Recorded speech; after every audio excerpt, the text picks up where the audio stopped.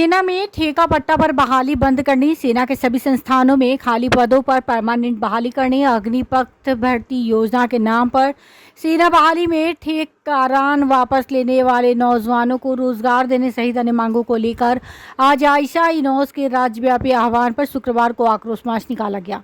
मिर्जापुर चौक से निकलकर आयकर चौक होते हुए भोगेंद्र चौक होते हुए पुनः मिर्जापुर चौक पर आकर सभा में तब्दील हो गया। मार्च का नेतृत्व आयशा जिला सचिव मयंक कुमार यादव, जिला सह सचिव राजू कर्ण, ओनम कुमारी, विशाल कुमार माझी, चंदन आजाद कर रहे थे। वहीं मिर्जापुर में अभिषेक कुमार की अध्यक्षता में सभा का आयोजन किया गया। अपने संबोधन में आयशा जिलाधीश प्रिंस राज ने कहा कि सेना में भर्ती के लिए मोदी सरकार की अग्निपथ योजना ने बिहार सहित पूरे देश में युवाओं को झकझोर दिया है। देश के कई हिस्सों में उनकी आत्महत्या की खबरें मिल रही हैं। छात्र युवाओं के इस आक्रोश को देखते हुए होना ये चाहिए था कि सरकार इस योजना को तत्काल वापस ले लेती, लेकिन अड़ियल रवैया अपना रही है।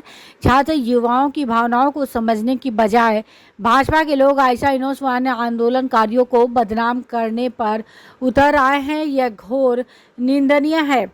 2 दिनों के आंदोलन के बाद सरकार महज बहाली की उम्र सीमा में 1 साल की बढ़ोतरी का आश्वासन दे रही है, वह भी केवल इसी साल के लिए। इसे स्वीकार करना कैसे संभव है? ये एक गैर जिम्मेदाराना रवैये के खिलाफ आयशा इनोस रोजगार संघर्ष संयुक्त मोर्चा और सेना भारतीय जवान मोर्चा ने 18 जून को बिहार बंद का आह्वान किया है। आयशा जिला सचिव मयंक कुमार यादव ने कहा कि यदि सरकार राष्ट्रीय सुरक्षा से खिलवाड़ और युवाओं का मजाक उड़ाने वाली इस योजना को वापस नहीं लेती तो बिहार बंद के बाद भारत बंद की ओर कदम बढ़ाया जाएगा।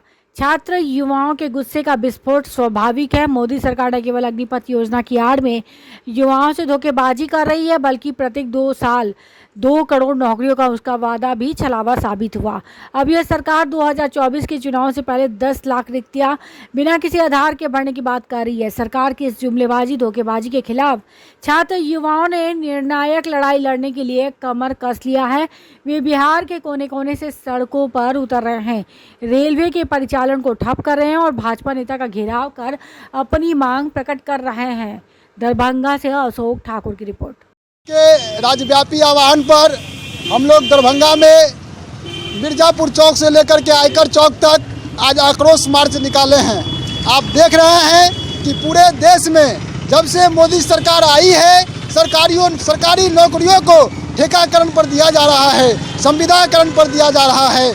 आज ऐसी परिस्थिति बन गई है कि हमारे देश के जो सुरक्षा कर्मी हैं, जो हमारे देश के बॉर्डर पर सुरक्षा में लगे रहते हैं, आज उनकी नौकरी को भी ठेकाकरण पर दिया जा रहा है, जिससे साफ साफ लग रहा है कि हमारा देश फिर एक बार असुरक्षित होने जा रहा है। ये जो सेना की बहाली को ठेकाकरण पर दिया जा रहा है और नाम भी गजब रखा जा रहा है, अग्नि कुछ करके नाम रखा जा रहा है। ये जो पूरे देश में चल रहा है और ये मोदी सरकार जो देश के सुरक्षा के साथ खिलवाड़ कर रही है, सेना के नौकरी को निजीकरण में ढकेल रही है, उसके खिलाफ आज पूरे देश में 3 दिन से आंदोलन चल रहा है।